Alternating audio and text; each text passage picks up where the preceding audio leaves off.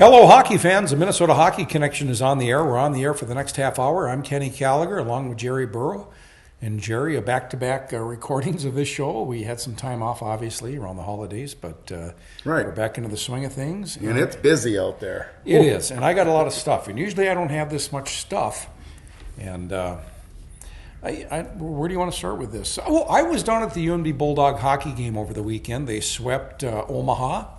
And I was at the Saturday game, and my wife and I are walking past the press area, past the fireplace, and I look at the table and I see this poster, number 4, Kurt Giles jersey retirement, November 11th, 2017. And I thought, well, what the heck's this thing doing there? I thought, well, what the heck, I'll take it. And I'm thinking, number 4, wait a second. And we're sitting down and we're watching the game. And number 4, Dylan Sandberg scores a goal. I said, that goal scored by Kurt Giles.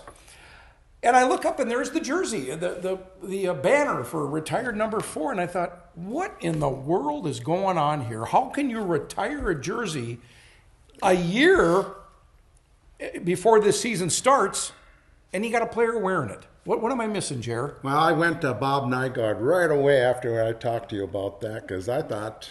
Seriously. It doesn't make sense either, but maybe Kurt allowed it. Why was this poster there? But here's what happened. When they decided to retire Kurt's number, well-deserved too, because he was a popular player here. Oh, sure. People loved him the way he checked. That rolling check, like a bowling ball. Yeah, his center of gravity was low. And but even in the NHL, he carried it that with him. When they decided to retire him, Sandberg had that number 4 already. So what they said, Kurt said it's okay for him to wear it but after Sandberg's gone, the number will never be worn again. Time out. That's fine. But you can't retire a number. You can't put a banner in the rafters with a retired number and let the player continue to wear it. Well, if the player okayed it. You can't retire a number, put a banner on the rafters that number is retired, and let a player wear it for 2 years. Sorry. So, Sandberg, that's the explanation. They should never have the retirement party until Sandberg's done, or should Sandberg get a different number? Would you recommend? What would you recommend to the committee? Just what you said. When you retire a number, it's retired. When you put the banner in the rafters, the number's retired. In other words, the best thing to do would then wait until Sandberg's done. Or change the number. Yeah. I mean, there's a lot of numbers to wear, Jared. Right. That number's been retired. It's not like the Yankees. Well, every number's why retired. was this poster on that table? I know. That's weird. Everything's weird that night. You being there was weird. That's true. Bulldog hockey, again, they swept Omaha. Where are they at now? 3rd in the coaches poll? Yes, they're number 3 in the poll, and St. Cloud State is number 1. This is the pairwise and the USCHO. So Minnesota Duluth is right up there. And okay, well, now wait. Is UMD 3rd in both the pairwise? Yes. Okay. So, and on the pairwise, St. Cloud State and Massachusetts are tied for 1. But then in the USCHO, Massachusetts is number 2. So St. Cloud State is 1 in both. And they split this last weekend. North Dakota beat them on the second game. So St. Cloud, yeah. But now it's really getting close for all these teams. Boy, that's interesting that they're tied in the pairwise? Yes. Well, it's not, they call it tie when it's so many percentage points. It's not like exact percentage points. Sure. So they do this all the time. So. Yeah. But what's this Massachusetts team? You know anything about them? No, they've never been up in the top 5 ever. The coaching staff, some of the players. We'll have to check and see if they have any. I don't know if they have any Minnesota boys. Probably not. And that's another thing I'm doing right now. I'm going through the teams in Minnesota. I'm going the leagues. I got the rankings and I got the top 10 scorers in the leagues, like WCHA, Big Ten, all right, and the NCHC. So this is we're getting into the college season, second half, where everyone's fighting for a playoff spot, the home. Everyone wants to be the home series in the first round, Sure. So we got a lot of Minnesota kids are doing very well in college D1 hockey. So we'll go over that when we have a little more time. Probably not today. Again, the Bulldogs swept Omaha at Amsoil Arena this weekend. How many shots did they have on Saturday night? I know they hit the 50 plateau. Did they get over that? I think they had over 52? 50 on both, didn't they? I'm not sure about Friday, but I know Pretty close. Okay. They're doing a lot of shots on both nights. Yeah. Omaha is not a good team.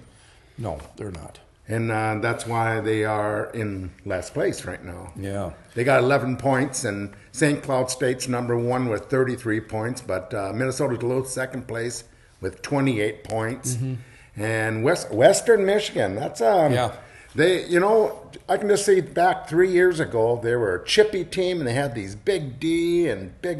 I mean, they were just chippy. They didn't have that skill. Now they went out and recruited some skilled players, and they're a very good team. And they're doing it with a record that's not real impressive. Think about 5, 6 losses? They beat Denver this weekend, and was it 2 weeks ago that Duluth was out there, and we lost both games. Yeah. So they're playing pretty good, especially at home. Yeah. Colorado College this weekend. The Bulldogs travel out to Colorado College. We can't have a letdown. No, we gotta sweep them. Colorado College is playing good, but this is not the time of the year where you want to, certainly don't want to lose both those games. But you're right, a sweep would be. We got to sweep them because look at here's what we got. We got Denver at home. Denver's going to be tough no matter home or there. After this weekend. Yes. Yeah. And then we have to go up to North Dakota. Yeah. And that's not a good place to play. That's not easy. Right. And then we play Miami again. Yeah.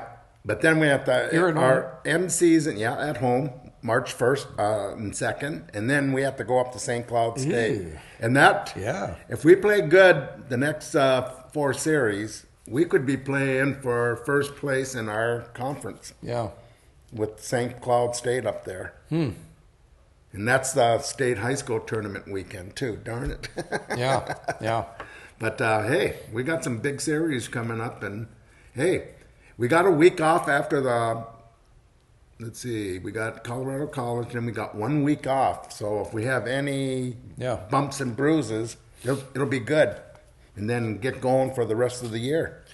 Well, there you go. 5 series left at Colorado College. They'll be home to play Denver, at North Dakota, home to play Miami, at St. Cloud, and then the playoffs start. Right.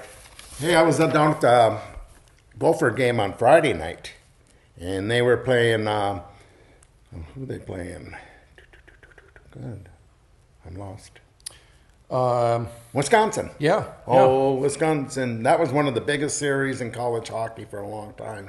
It sure was. And on Saturday night, they had a good crowd. They only had about 1,000 no-shows on Friday night, and they said there was going to be a full house on Saturday. But the 1979 championship team, national championship team for the Gophers, Herb Brooks coached. Sure. Was there, and there's about a whole bunch of those players that played on the Gophers that went to the Olympics. Gee, Steve Kristoff, Billy Baker. My goodness. Boy, he was Steve Janicek, goalie. That Kristoff, he was a goal scorer, wasn't he? Jim Jetland, Grand Rapids. Oh, he was on that team, huh? Rob McClanahan. Geez, look at this. Eric Struble, Mike Ramsey. Bill Baker. You got that. Phil Verkota. Yeah, Duluth East. It was pretty cool to see Phil Verkota up in Bemidji during the Hockey Day Minnesota. That's the first time I'd seen Phil probably since 1980. I don't recall the last time I saw him. Were they talking back in his college and Olympic years? Yeah, what did he say? He said something that was pretty profound. I don't recall now, but Phil Verkota from Duluth East, from Duluth. I've talked to him many times, and he's a real nice guy. Down to earth. Became a dentist? That was Bill Baker. Okay. What did Verkota do? I'm not sure. All right. Okay. Baker was a dentist, though. Yeah. Okay. Out in Brainerd area, I think. Boy, that's really something. You look at that lineup, and Steve Kristoff, I know he became a pilot for Northwest Mesaba Airlines, whatever it was. Really? Yeah. And I was told, I don't know if it's true, that he didn't like to talk about his hockey career, which, I don't know, I find that hard to believe. And then Ramsey, he had a long career in the National Hockey League, and then he was a coach for many years, assistant coach for a lot of few pro teams. Yeah. And then his kids, one of his kids is playing for the Gophers right now. Oh, so they celebrated Yeah. 40 years? Yeah, 40 years. That has to be one of the better national championship teams of all time. They came to Duluth in 81 maybe to play Wisconsin in the national championship and lost. Yeah. Then they had Mark Johnson back in those days. So And really, Mark Johnson was a Minnesota-born player too. You know, I mean, this rivalry going back to the WCHA between Duluth and the main U, you know, we hated the Gophers. I think we still do to some degree, and we don't want to see a lot of success there, and we're glad that they're not doing well in the Big Ten. But when they're in the national championship, I want Minnesota to win that game. And, you know, you can't help but admire what they've done in the past, I guess, and some of the players, of course, Herb Brooks. But what has happened? I mean, is it recruiting? Is it the coaching staff? Of course, Lucia's gone now. I think it's a little bit of everything. It can't just be the league. They're getting very good players, but they're not getting players that are working out as a team players. They're a lot of individual. And they were star players on their team and back in high school, and that's the way they played. They have to go to that player to win games because, you know, they were so much better than their teammates. So sometimes you get too many star players, it's hard to make them team players. You know, as much as I think a lot of people, you know, relish in this disarray that the Big Ten's in, is it good for college hockey? Well, most people I talk to just don't like it. They thought that WCHA was one heck of a league when you had series like we'll just go with the Gophers. There was no better series than North Dakota Gophers, Wisconsin Gophers, UMD Gophers. Yeah. They couldn't get a ticket for those games down at Mariucci. I don't want to say what's happened because I've asked you over and over and over, and I don't know if we know for sure other than the prices increased. They added those fees to the seats. They got greedy. And the Big Ten's got all this money now. But what do they do to change this? How does this change? Well, first of all, they got to get the regular fans back in. It's got all corporate, and regular fans not going to buy season tickets at the prices they charge. So maybe they got to give up a couple thousand tickets to youth teams or something. I don't know. But they got to get the youth back into the fans. Second, they got to, I don't know, with this Big Ten, that didn't help at all. You know? No. And how many years has it been now? It's been a few years. And the fans aren't showing up. Okay, the third and probably the most important now, since it's gone downhill, is they got to win. And if they're not winning, the fans aren't showing up because it's corporate fans now. Well, that's what's surprising is, you know, you can still win the games and not have as many fans and be in a different league. But if you're a good hockey team, you're going to win games. But that's not happening. So I don't know. It's that. Is Wisconsin or Minnesota in the top 20? No. Jeez. No. Anybody in this WCHA in the top 20? Yeah, Minnesota State. Okay. Minnesota State. And there's a couple other teams, Bowling Green. Let's see. We got Minnesota State as number 7 in the pairwise and 6 in the USCHO. Then we got Bowling Green, 16 on the pairwise and 13. Just those two, but there's Tech and what was the other team that was not bad? There was another team in the... And then WCHA? Yeah, there's another team. Michigan Tech and the two bad teams, really bad teams, are the Alaska teams. And it's kind of funny, they were talking last year of combining to make one school. Yeah, they really should. Or even both of them just get out of the hockey business. I like the idea of combining and just having a team. Because the fans aren't, they have small arenas up there in Alaska. And they're not travel. They can't even fill those up. Yeah, that's too bad. Yeah. What about the Big Ten? Who are the top teams in the Big Ten? Well, this year it's a little more competitive. And the Big Ten is coming down to Ohio State's been good. And guess who's coach there? Oh, Steve Rolick. Yeah. We know. UMD, assistant for many years, and Hill Murray boy. Yep. So Went to Wisconsin? Yes. Yeah. He's doing a good job out there. And then Notre Dame, number 2. Minnesota, number 3. And Michigan, number 4. It's pretty close. Okay, so the top 2 are Ohio State, Notre Dame, and then Minnesota, who's not even in the top 20. Right. So Ohio State and Notre Dame they're in the top 20. But my goodness, that's really something. Okay, the number 1, Ohio State's in the top 5. Okay, they're 5 in the pairwise and number 4 in the USCHO. Yeah. But then Notre Dame hasn't been playing that good. They're 14. Okay. So if they stay at 14, that means they're going to have to win the Big Ten tournament to get to the regions. Because there's always going to be 3 or 4 teams that win their tournaments that are not, like the Atlantic Conference. And I mean, there's conferences that are just not good. Well, that's something Notre Dame can do. Right. They're probably going to have to beat Ohio State to do it. They were ranked right up there at top at the beginning of the year. Well, if you recall, when they played UMD, when did they play UMD? They were ranked, here it was, October 26th, 27th. They were I think the best 2 teams in the league, one of the best 2 teams in the league, and it was quite a premier matchup. Yeah, UMD beat them both games, and then Gophers went out there early in the season, over a month ago, and they beat them both games too. Yeah. Wow. Okay, college hockey, final thoughts? It's getting better and better. This is the winter now, and like on the NCHC, all these teams, the fans are showing up for the games. I mean, they're filling these stadiums. Yeah. They love this this league. Yeah. This league is so competitive. I mean, sometimes just go, if you go on the road, if you can get a split, you're happy. Todd Richards, father of Justin Richards for the Bulldogs. Boy, is he playing good, Justin. Yeah, but Todd was at Amsoil this weekend. Oh, you saw him? No, I asked Bruce Siski. I said, has Todd seen any of his games? He goes, he was there this weekend. And, boy, what a goal he scored down in Miami when he had that penalty shot.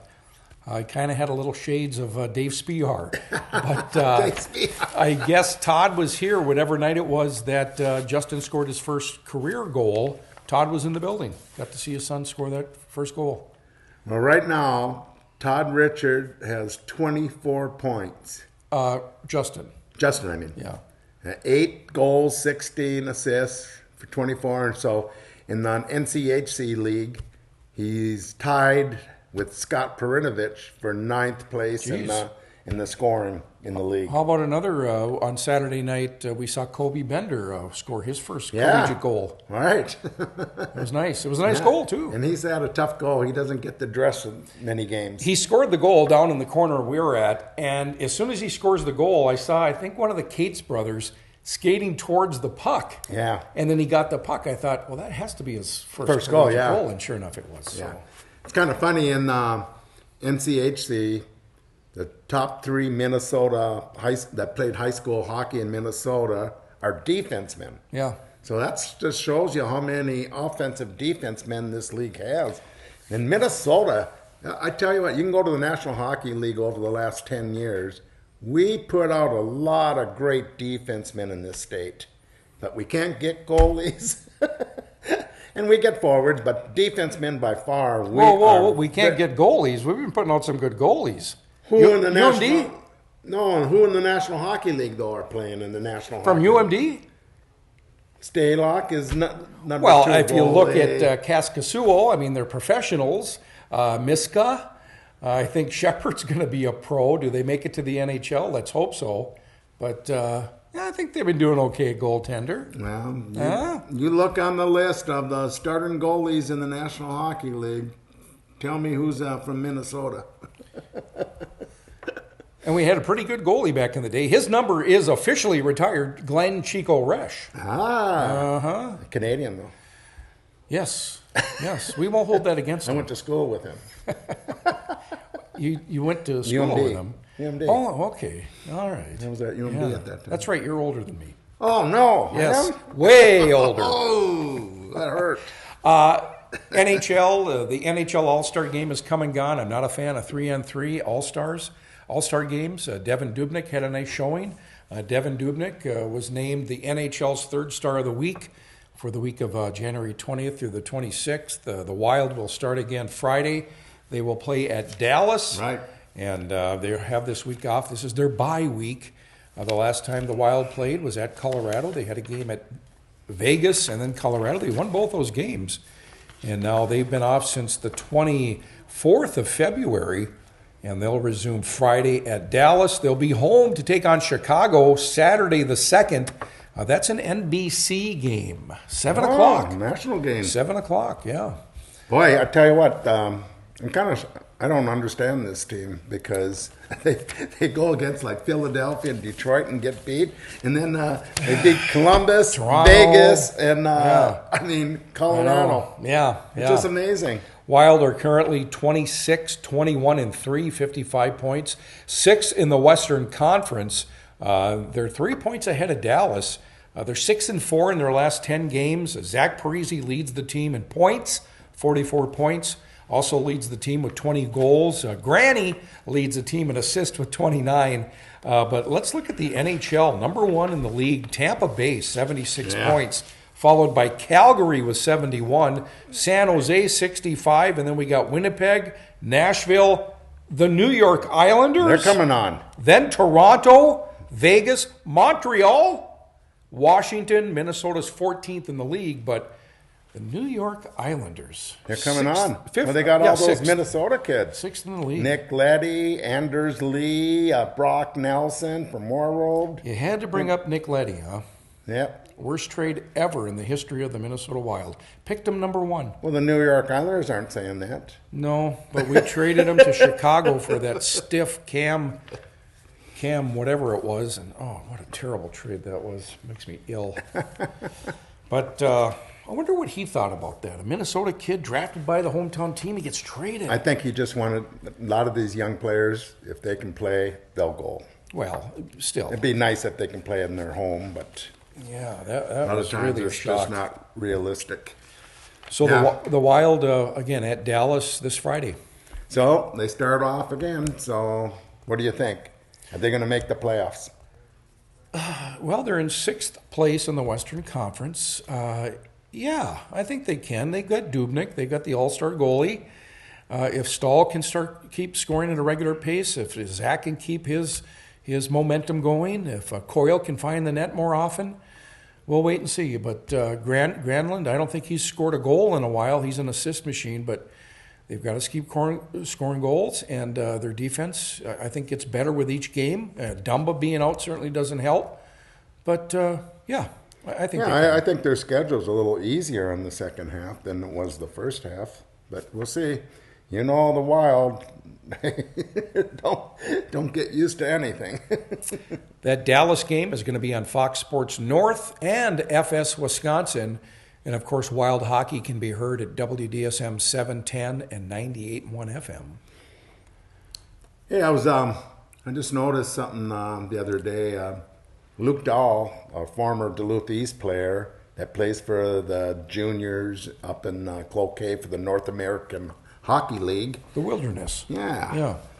He's the top scorer of all time for the Wilderness right now. Jeez, Luke Dow. Yeah. Nice. Yeah. So he's doing... I can't believe... I know he's small, but I can't believe a D1 school hasn't picked him up yet. Yep. I can see it, though. If he stays healthy, sometime in late spring, there'll be a college that picks him up because... Scholastica? He's a player... EWS? No, I'm talking D1. Yeah, but I'm talking D1. So he's just kind of biding his time, huh? Yeah, but how can you be a top scorer and not a college out there take a strong look at him? Yeah. Let's talk high school hockey. I know we don't have a whole lot of time, but Superior, my goodness, the Spartans 15-4. Duluth East, they had a loss at Prior Lake 2-0. They beat Forest Lake 8-3. Nice win 3-2 over Egan. Was that overtime? Yes. Yeah. Egan scored with less than a second left. They Wow. go, some of these arenas have these clocks where it goes the point seconds, Sure. of a second. I mean, Yeah. tenth of a second. Right.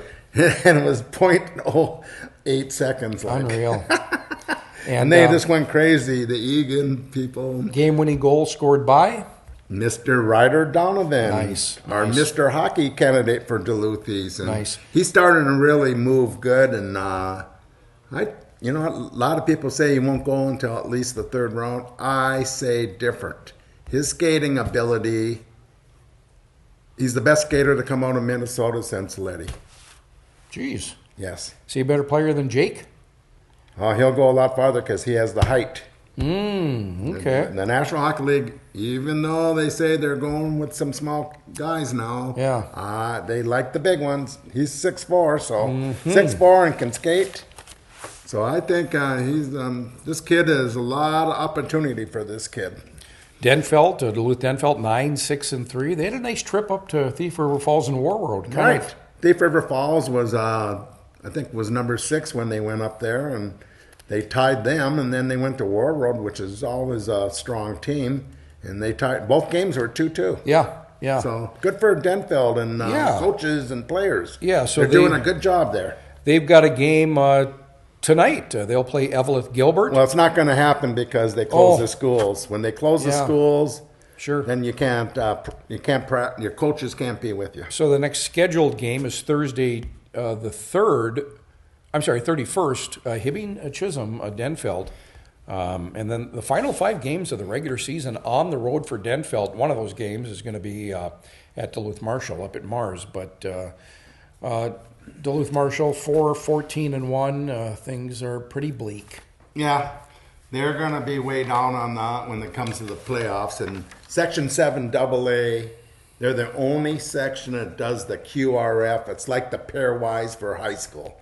So they do some mathematical thing. They throw everyone in a hat, and you get 2 points if your name goes on that side. It's kind of weird. Yeah. But right now, Andover is number 1. But, we can talk about the QRF later on in the season, a couple weeks. But Edina moved back up to number 1 after beating Tonka this week. So they're number 1, and Minnetonka's number 2, Andover's number 3, and Blaine's the team to watch right now. They're playing very good. And they got another Brzezinski and Bryce, and he's playing very good, that first line for Blaine. Maple Grove, number 5, White Bear Lake, 6, St. Thomas Academy, 7, Benil St. Margaret, 8, and Moorhead, 9, and Rosemont, 10. You can go to MinnesotaHockeyConnection.com for all the rankings. Real quick, the top 5 in Class A. Hermantown is still rolling, number 1. East Grand Forks, number 2. St. Cloud Cathedral, number 3. Alexandria, 4. Montemita, 5. Okay. Again, Minnesota Hockey Connection. Check out the rankings that Jerry puts out every week. Check us out on Facebook and like us there. And YouTube. We have a YouTube channel. We want to thank the staff at PACT-TV, where this program is produced in the City Hall in downtown Duluth. And Jerry will be back here next week to drop the puck and do it again. Yeah, see you at the rink. See you then.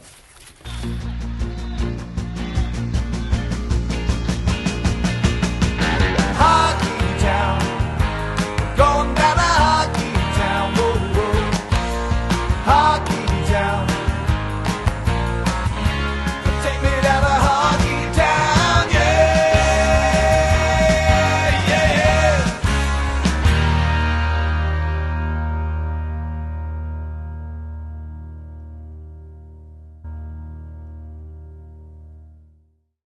yeah.